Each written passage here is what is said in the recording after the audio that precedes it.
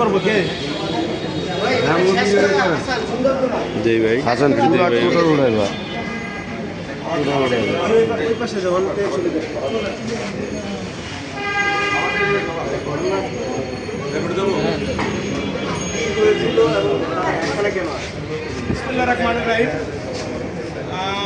আগামীকাল এই গেছেকাল রাত্রে আমাকে গতকাল রাত্রে দুইটা একটু পর 2-3 মিনিটের সময় আমাদের মহানগরের আমাদের আহ্বায়ক সাহেব আমিনুল হক ভাই উনি আমাকে ফোন দিচ্ছে বলতেছে যে আমি সাহেব আপনার মোবাইলে একটা আমি পাঠাইছি আপনি একটু দেখেন।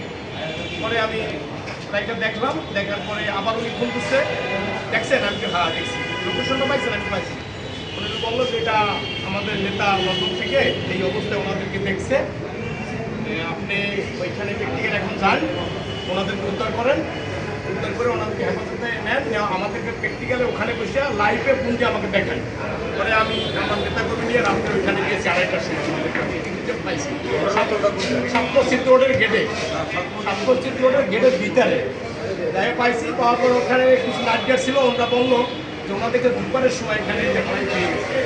পরে ওনার কথাই বলতে পারতেছে না, এই যে 90 উপরে বয়স, এই মাথা ফাটা ওনার। আর ওনার ওয়াইফ ওই যে এখনও মানে কতদিন তো ঘুমায় নাই, কোনো ইয়ে না। পরে ওনার কাছ থেকে একটু তথ্য পাইলাম, উনি বললো যে আদাবর 4 নম্বর রুমে আমার একটা জায়গায় থাকতাম, এখান থেকে আমাদেরকে বাইক করে দিয়ে ওখানে দোকান বসাইছে।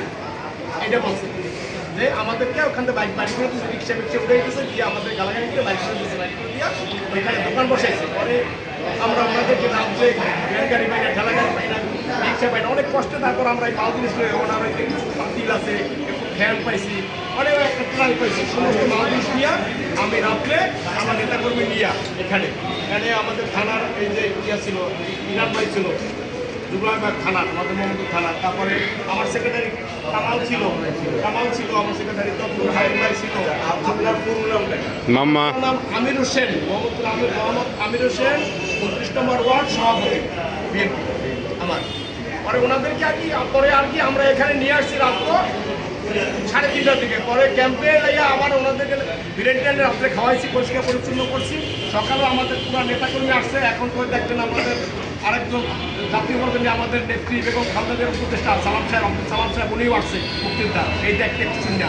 তারপরে আমিনুল ভাই আমার সাথে এই পর্যন্ত 7 থেকে 8 বার কথা বলছে এই ব্যাপারটা নিয়ে, যে কী হচ্ছে না হচ্ছে, মানে যোগাযোগ কন্টিনিউ যোগাযোগ হবে।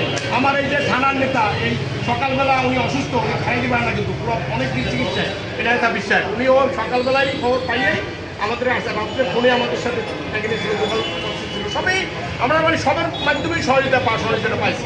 তা আপনাদের মিডিয়ার মাধ্যমেও আমরা সহযোগিতা পাইছি। তারেক রহমান স্যারেরও ধন্যবাদ যে উনি এই পর্যন্ত মাঠে এই খবরগুলো উনি নেন। আবার তারেক রহমান স্যার ভারপ্রাপ্ত চেয়ারম্যান তারেক রহমান স্যার আমাদের এই যে মাঠ পর্যায়ে যারা আছে তাদেরও সুন্দর মতো খোঁজখবর এই যে নিশ্চয়ই আমরা পাইতেছি না সেভাবে, কিন্তু উনি লন্ডন বইয়া 7000 কিলোমিটার ভিতরে বসে উনি খোঁজখবর নিয়ে আমাদেরকে বুঝাইতেছে, আর আমরা কাজ করতেছি দলের